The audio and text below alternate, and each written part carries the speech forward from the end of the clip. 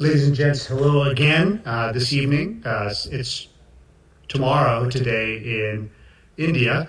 I'm, as you know, David Armstrong. I'm now distinguished professor of surgery and neurological surgery at the Keck School of Medicine of USC. I just had the pleasure of giving that fun keynote talk to the Podicon, and now it's my pleasure to introduce Dr. Guna. I've known Dr. Guna now for the last couple of years. We have just completed a really fascinating study on collagen. But this is not any collagen. You're going to see now that Dr. Guna is one of the world leaders now with Helicol in advanced wound therapy. The study compared Helicol to an amion product, and the results were surprising. And I think you're going to see some of those data and some of the data from that study, which was just published in the journal Curious. So, ladies and gentlemen, will you please help me welcome my friend and colleague, and now soon yours, Dr. Guna. And I look forward to hearing how all of this went. You're all very, very welcome.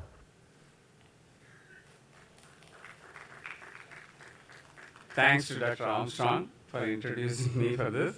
My second talk. Thank you again. I have to thank Alps. Georgia is here as the representation of the society, and actually I have been introduced to Podicon through Dr. Sharma when I was also at the conference, Alps last year. And we had the opportunity, and when he told me that the society or a kind of organization called Podicon, to tell you honestly, like 15 years back, I never have heard that there is a podiatry in India. Okay. So I never thought that it has grown this big at this time of the game. So I'm really happy to see. Now I have been wondering where to go and look for a podiatry surgeon. But it's so happy to see when Sanjay Sharma was telling me that, hey, we do have one organization.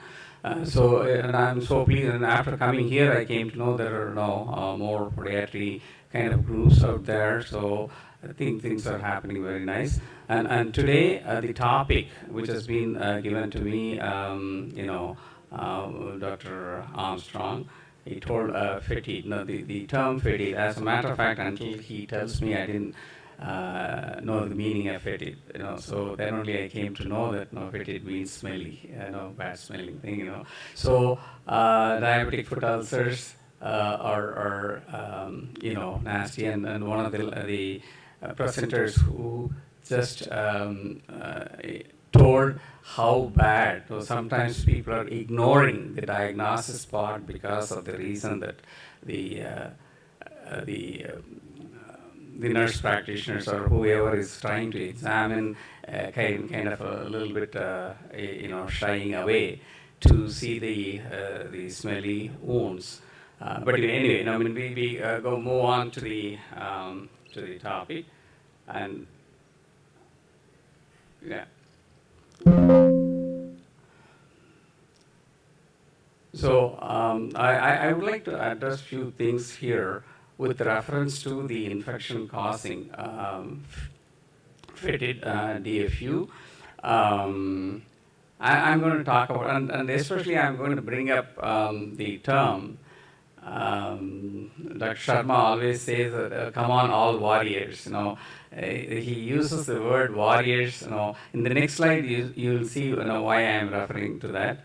The role of matrix and the control of infection and the new concept of infection prevention by bioactive matrix. This is the type of objectives I have in this presentation.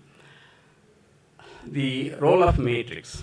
Okay, many people have talked about the treatment of infection, and one thing we kind of failed to notify is how the molecule or the drug or the antibacterial agent is being presented to the tissue for the treatment or the control for the control of the infection is very essential.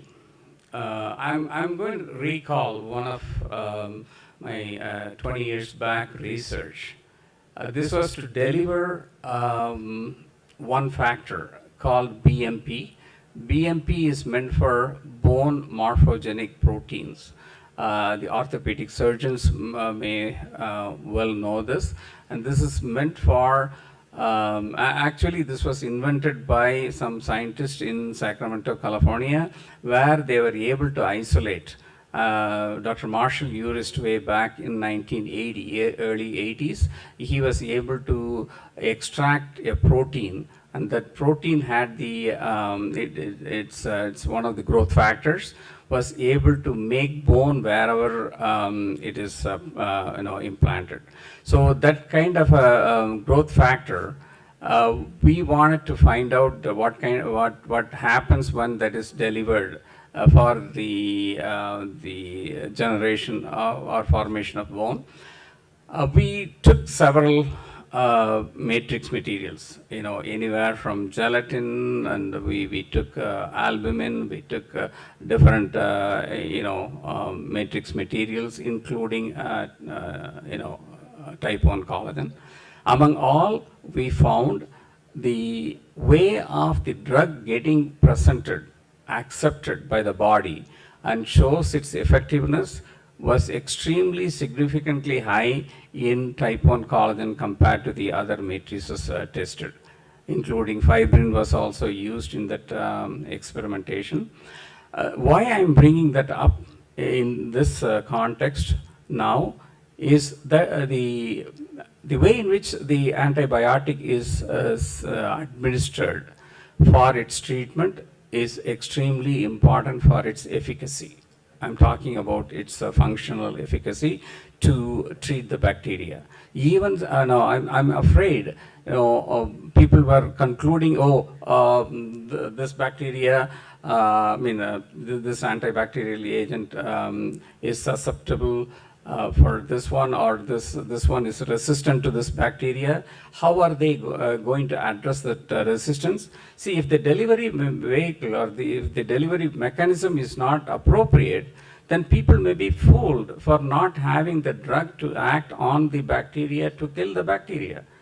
Hope you follow me. So that is very important thing to make sure the delivery of the antibacterial agent to treat or kill the bacteria should be appropriate. So that's why I want to bring the role of matrix in here. So with which I would like to get back how the matrix is important, and also the bioactivity of the matrix is also very important if we are thinking of delivering antimicrobial. Okay, so I was referring why Dr. Sharma is always pinning down, we all warriors, right? So I just simulating this to the situation. If the matrix is proper and strong enough, there is no need or minimal need of the protective agents. See, what I'm talking about, the guy who is having the shield as well as the sword, these are equivalent to the antibacterial agent, right? So this person is trying to protect himself, but he is weaker than the other person who is much stronger by himself. So sometimes we have to understand, by keeping the patient's health more appealing, then he may or may not need enough or higher amounts of antibacterial agent. This is my own thought. And how are we going to keep the patient's health to be more or to be ideal, is by keeping the matrix up or choosing the appropriate matrix. And that's what my the topic here, right? So once again, this portion we have covered already. The different types of materials, to find out type 1 collagen is the one that we need to be uh, you know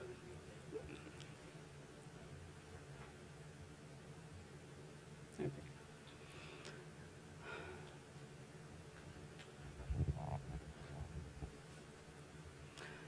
So once again, the significance of high purity type 1 collagen.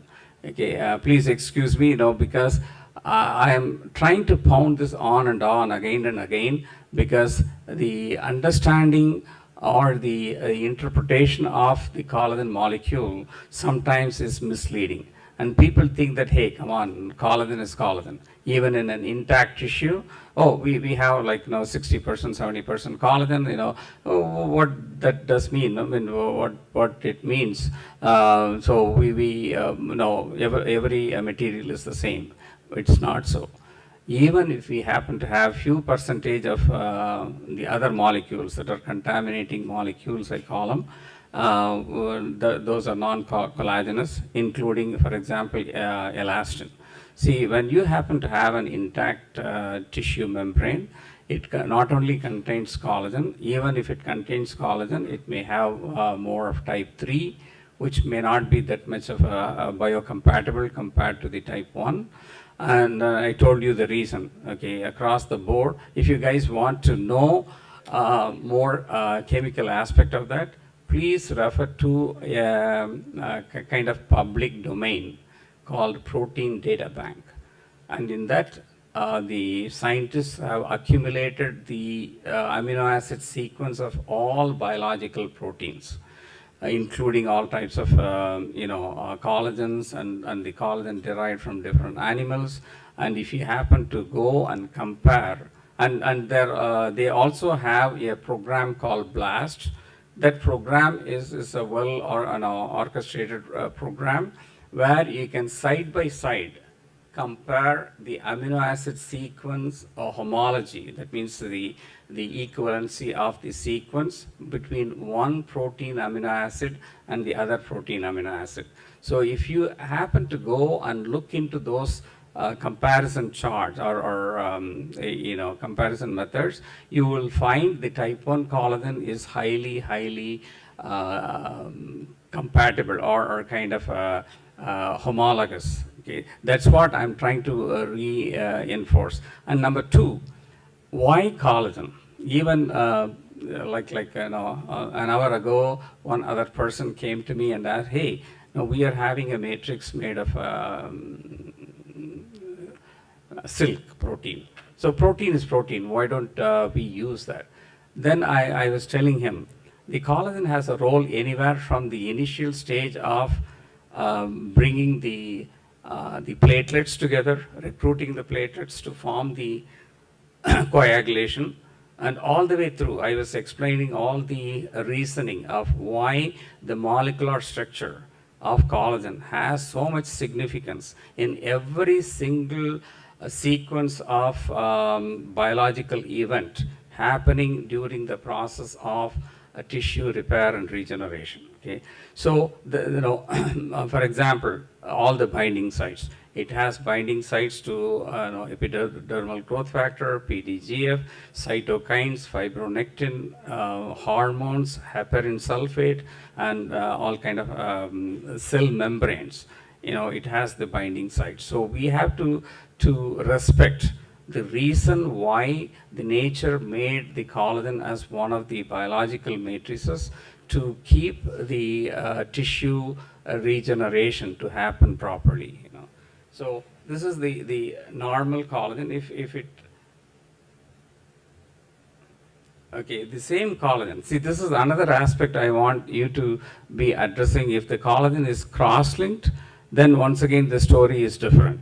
So cross-linking is nothing but the surface chemistry of the collagen.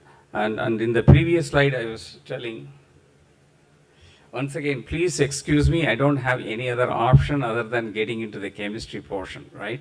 So this is the only way. I'm slowly creeping into the minds of the clinicians to make sure that they please give a couple of their valuable time to understand the chemistry. Okay, only then they will understand and respect why they have to switch over to the right matrix material. In general, I'm telling you that see, I turned into a businessman being a researcher. So my whole objective is to improve the healthcare system. So not making money. Of course, making money is secondary, but my primary goal is to make sure the industry or the healthcare system is improving. So with that objective in mind, I want to please excuse me for going into the chemistry portion of these molecules, so that whether you understand or follow or not, please listen to me so that I'll be happy. Okay? So with respect to the surface chemistry of any protein, okay, you can see the small box in there. That is the amino acid structure. Amino acid structure has one single center carbon. It has and a carbon has 4 valencies, and the 3 valencies are constant all the time. Okay, one is occupied by a carboxyl group, another one is an amino group, and the third one is the hydrogen atom.